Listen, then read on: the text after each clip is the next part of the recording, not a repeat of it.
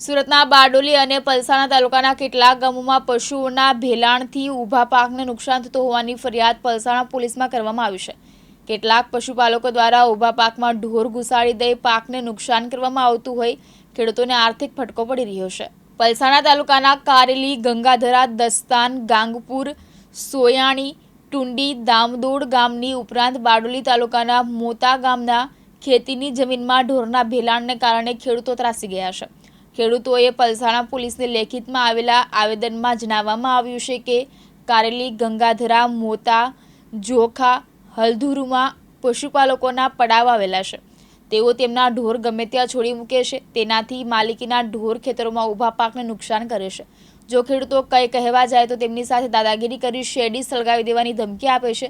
કેટલીક વખત ખેડૂતો સાથે મારામારી પણ કરે છે। આથી ખેડૂતોએ આજે ભેગા થઈને પલસાણા પોલીસને આવેદનપત્ર આપ્યું હતું અને નુકસાન કરનાર પશુપાલકો મેઘજી ભરવાડ અને તેના ભાઈ રાજુ ભરવાડ વિરુદ્ધ કાયદેસરની કાર્યવાહી કરવા માંગ કરી છે। જયેશભાઈ ભાઈચંદભાઈ પટેલ ગામ મોટા અને અમારી આજુબાજુના જેવા કે કારેલી, ગંગાધરા, ગાંગપુર, મોતા, દસ્તાન અને સોયાણી એ 4 થી 6 ગામોની અંદર પશુપાલકો એટલે રબારી લોકો પુષ્કળ નુકસાન કરે છે અને એના માટે આજે અમે 6 ગામોના ભેગા મળીને આવેદનપત્ર આપવા આવ્યા છે। એની પર સખતમાં સખત કાર્યવાહી થાય એવી અમે વિનંતી કરીએ છીએ। મારું નામ પિયુષ છે, હું સોયાણી ગામનો રહેવાસી છું। અત્યારે આ 15-20 દાનનો જ બનાવ છે। અમારા ગામમાં મૈયત થયેલું હતું, અમે મૈયત લઈને ગઈએ ને આ ભરવાડ ઓટા અહીંયા ગંગા કારેલીના તો તેના કમસે કમ કદાચ 40 થી 50 ઢોર હતા। અમે કીધું ભાઈ તું બહાર કાઢી લે, એમ કે હું બહાર નહીં કાઢું, તમારી થાય તે કરી લેવું, જાઓ એમ કે તમારે જે પોલીસ સ્ટેશન જવું હોય તે જાઓ, જે કરવું હોય તે કરો, પણ હું અહીંથી ઢોર બહાર નહીં કાઢું। એના એવા જવાબ ઉઠા ને અમે કદાચ 20 થી 25 માણસ હતા, પણ એકલો ઉઠો તો એટલી દાદાગીરી કે તમે 25 છે ને અમે 5ને ફોન કરો ને એમ કે એ 50 માણસ આવીને ઊભા રહી જશે, એવી વાત કરે છે ને ખુલ્લી દાદાગીરી કે અમને ખબર છે તમારા ખેતર ક્યાં છે શું છે, એટલે એનો કહેવાનો મતલબ એવું થાય કે એ હેડી હલગાઈ દે કે એવા એમ ધમકી આપે। એવું મારે રજૂઆત છે કે આ બાબતે કોઈ પણ ગેર રીતે જે દોડતા છે તેને અટકાવીને સારી રીતે અમને ન્યાય મળે એ અમારી રજૂઆત છે।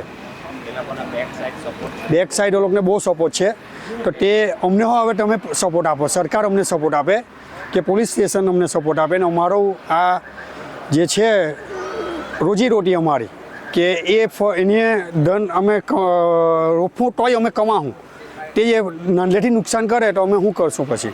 મારું હેમંતભાઈ જયુભાઈ પટેલ મોટા, અમારા દસ્તાન, અલધ્રુ, ભેલાણ બહુ કરે છે ઢોર, કારેલીના ઢોર આવે, જોરવાના આવે, કરોડરાના આવે, હાંભાથી આય એકલ બેકલને મારામારી કરે, ધમકી આપે, હેડી હલગાવી મૂકે, તેઓ અમે ધમકી આપતા છે।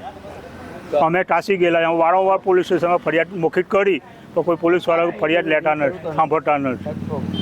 આજે શું કરવા આવ્યા? આજે અમે આવેદનપત્ર આપવા આવેલા છે। આખા 5-6 ગામના ભેગા થઈને અમે આવેદનપત્ર મુખ્યમંત્રી, DSP, IG, Bardoli police station, DSP એ બધાના આવેદનપત્રની નકલ અમે આપી છે।